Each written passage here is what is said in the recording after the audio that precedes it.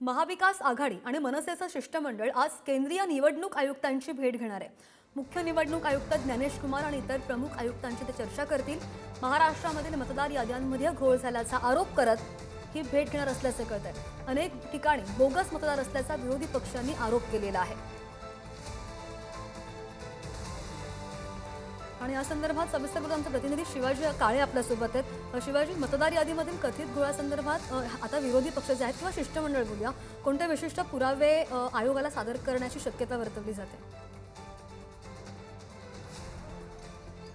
खरं तर महाराष्ट्राच्या मतदार यादीमध्ये गोंधळ आहे हे सर्वच पक्षाचे नेते मान्य करताना पाहायला मिळतात। मात्र या सगळ्या संदर्भामध्ये जर दुरुस्ती करायची असेल आणि साधारण पुढच्या याच महिन्यामध्ये निवडणुकांची घोषणा अपेक्षित आहे, तर ती दुरुस्ती राज्य निवडणूक आयोग करू शकत नाही असं राज्य निवडणूक आयोगाचं मत आहे, असं ठाकरे गटाच्या वतीनं काल सांगण्यात आलेलं आहे। आणि आता जर पाहिलं तर या संदर्भामध्ये दुरुस्त्या करायच्या असेल तर या संदर्भात केंद्रीय निवडणूक आयोगच निर्णय घेऊ शकतो असं राज्य निवडणूक आयोगाने सांगण्यात आल्यानंतर महाविकास आघाडी आणि मनसे हे केंद्रीय निवडणूक आयुक्तांच्या भेटीसाठी दिल्लीत आलेले आहे। खरं तर काल या संदर्भामध्ये त्यांनी भेटीची वेळ मागितली होती।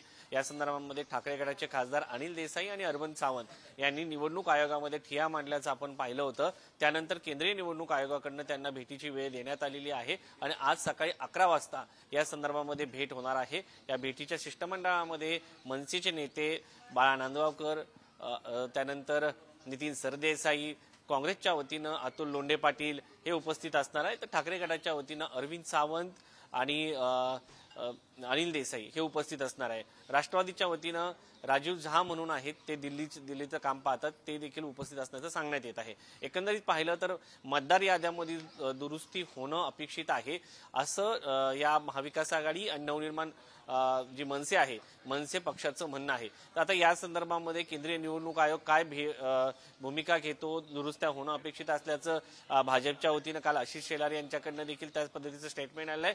त्या सगळ्या दृष्टिकोनातून जर विचार केला तर खरंच सुधारणा होते का हे पाहणं महत्त्वाचं आहे। सध्या जर आपण पाहिलं तर या निवडणूक आयोगाच्या भेटीच्या पूर्वी अनिल देसाई यांचं शासकीय निवासस्थान आहे, त्या घरी अतुल लोंढे पाटील काँग्रेसच्या वतीनं उपस्थित आहेत, त्याचबरोबर मनसेच्या वतीनं बाळा नांदगावकर, नितीन सरदेसाई उपस्थित आहेत, त्यांची या ठिकाणी बैठक सुरू आहे। या बैठकीमध्ये साधारण कोणकोणते मुद्दे मांडणं अपेक्षित आहे आणि स्थानिक स्वराज्य संस्थांच्या निवडणुकांच्या घोषणेपूर्वी ही जी भेट होती ती अतिशय महत्त्वाची मानली जाते।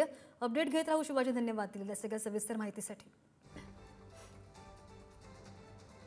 आज 11 वाजता ही बैठक होणार आहे।